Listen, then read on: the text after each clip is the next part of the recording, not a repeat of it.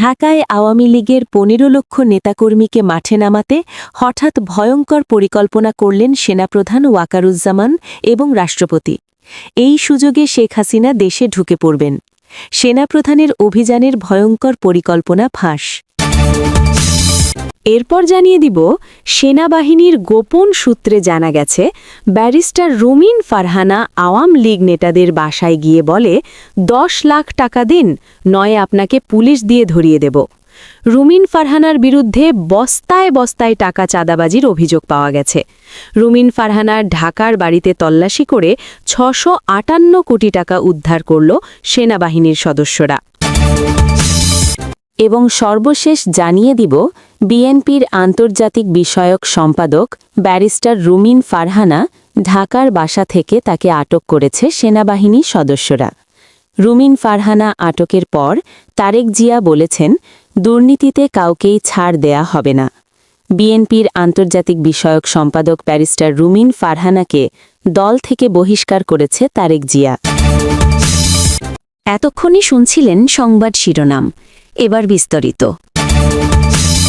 অবশেষে বিএনপির আন্তর্জাতিক বিষয়ক সম্পাদক ব্যারিস্টার রুমিন ফারহানার ঢাকার বাসায় চাঁদাবাজির ৬৫৮ কোটি টাকা পাওয়া গেছে সেনাবাহিনীর অভিযানে। রুমিন ফারহানাকে আটক করেছে আইনশৃঙ্খলা রক্ষাকারী বাহিনীর সদস্যরা। মির্জা ফখরুল এক বিবৃতিতে বলেন, ঢাকার বাসা থেকে ব্যারিস্টার রুমিন ফারহানাকে তুলে নিয়ে গেছে সেনাবাহিনী। রাত ১০টায় রুমিন ফারহানার বাসভবন ঘিরে ফেলে আইনশৃঙ্খলা বাহিনী। বাংলাদেশের রাজনৈতিক অঙ্গন কাঁপিয়ে দেওয়া এক নজিরবিহীন ঘটনায় গতরাতে রুমিন ফারহানার ঢাকার ব্যক্তিগত বাড়িতে ভয়ঙ্কর সেনা অভিযান চালানো হয়। আর সেই অভিযানে হাতে নাতে উদ্ধার হয় প্রায় ৬৫৮ কোটি চাঁদার টাকা। উদ্ধার করল সেনাবাহিনী। পুরো জাতি এখন হতবাক। বিশ্বস্ত গোয়েন্দা তথ্যের ভিত্তিতে সেনাবাহিনী জানতে পারে, বিএনপির আন্তর্জাতিক বিষয়ক সম্পাদক ব্যারিস্টার রুমিন ফারহানা আওয়ামী লীগের নেতাদের বাড়িতে গিয়ে তাদের পুলিশের হাতে ধরিয়ে দেওয়ার কথা বলে ১০ লক্ষ টাকা চাঁদা চেয়ে থাকে। তার বিরুদ্ধে বস্তায় বস্তায় টাকা নেয়ার অভিযোগ পাওয়া গেছে। এই সূত্রের ভিত্তিতে ব্যারিস্টার রুমিন ফারহানার বাড়িতে সেনাবাহিনী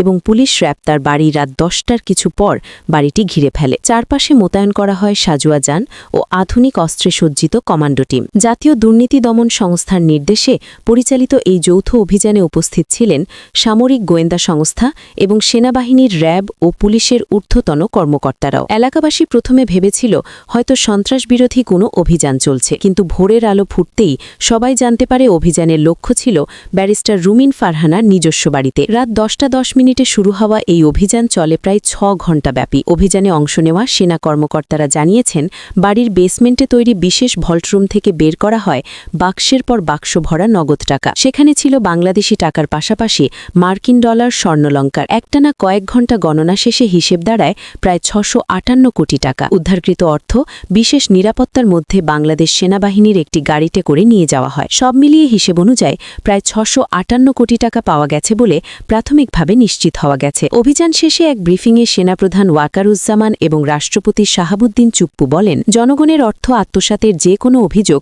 আমাদের জন্য গুরুত্বপূর্ণ। আদালতের অনুমতি নিয়েই আজকের অভিযান চালানো হয়েছে। এ যেন এক পরিবারের লোভের ভয়ঙ্কর চিত্র, যা গোটা জাতিকে স্তব্ধ করে দিয়েছে। ব্যারিস্টার রুমিন ফারহানার মতো একজন মানুষ এতদিন নীতিবান বক্তব্য দিয়ে আসছেন, আর তার বাড়িতে ৬৫৮ কোটি চাঁদার টাকা পাওয়া গেল। আবার অন্যদিকে কিছু রাজনৈতিক বিশ্লেষকরা মনে করছেন, সেনাপ্রধান এবং রাষ্ট্রপতি সব দলের নেতাকর্মী ও উপদেষ্টাদের ফাঁসিয়ে আওয়ামী লীগকে ক্ষমতায় আনবে। সকালে ব্যারিস্টার রুমিন ফারহানার বাড়িতে অভিযানের খবর প্রকাশ হওয়ার সঙ্গে সঙ্গে সামাজিক যোগাযোগ মাধ্যমে ঝড় বয়ে যায়। হাজারো মানুষ লিখছেন, ব্যারিস্টার রুমিন ফারহানার মতো ব্যক্তি যদি দুর্নীতির এমন গভীরে ডুবে থাকেন, তবে সাধারণ মানুষ কাকে বিশ্বাস করবেন? অনেকে ক্ষোভ প্রকাশ করে বলছেন, ৬৫৮ কোটি টাকা দিয়ে দেশের কতগুলো হাসপাতাল, স্কুল ও ব্রিজ বানানো যেত। বিশেষজ্ঞরা মনে করছেন, এই ঘটনা বাংলাদেশের ইতিহাসে এক টার্নিং পয়েন্ট। সেনাপ্রধান ওয়াকারুজ্জামান কয়েকদিন আগে বলেছিলেন, দুর্নীতি দমনে কারো প্রতি রেহাই দেওয়া হবে না। ব্যারিস্টার রুমিন ফারহানার বাড়িতে অভিযান চালিয়ে টাকা উদ্ধার করে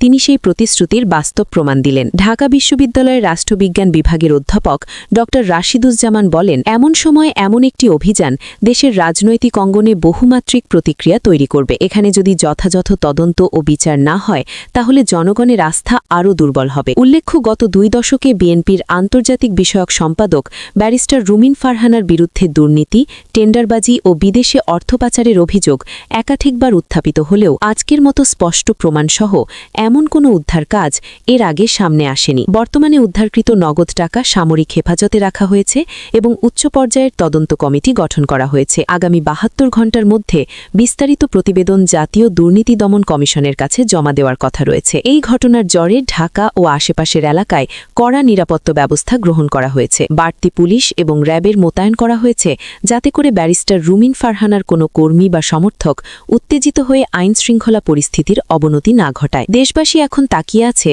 এই উদ্ধার অভিযান পরবর্তী বিচারিক প্রক্রিয়া কিভাবে পরিচালিত হয় এবং এর পেছনের প্রকৃত সত্য বেরিয়ে আসে। অন্যদিকে আওয়ামী লীগের নেতাকর্মীরা জয় বাংলা স্লোগানে ঢাকা উত্তাল করে ফেলছে, দলে দলে ঝাঁটিকা মিছিল দিচ্ছে। তাদের মুখে একটাই কথা, শেখ হাসিনা সরকার বারবার দরকার। বিএনপির অফিস ভেঙে দিচ্ছে। শেখ হাসিনা বার্তা দিলেন, সব নেতাকর্মীরা দেশে ঢুকে পড়েন। আওয়ামী লীগের নেতাকর্মীরা যারা আত্মগোপনে ছিলেন সবাই জয় বাংলা বলে রাজপথে নেমে পড়েছে। বিএনপির পালাবার আর কোনো পথ খোলা নাই। সবাই মনে করছেন আওয়ামী লীগের সাথে জড়িত আছেন সেনাপ্রধান ওয়াকারুর রাজ্জামান এবং রাষ্ট্রপতি শাহাবুদ্দিন চুপ্পু। তাদের নির্দেশে আওয়ামী লীগ রাজপথে নেমেছে। আপনি কি মনে করেন কোন দল ক্ষমতায় আসলে দেশের জন্য ভালো হবে? দর্শক, এতক্ষণ সংবাদ শোনার জন্য আপনাদেরকে ধন্যবাদ।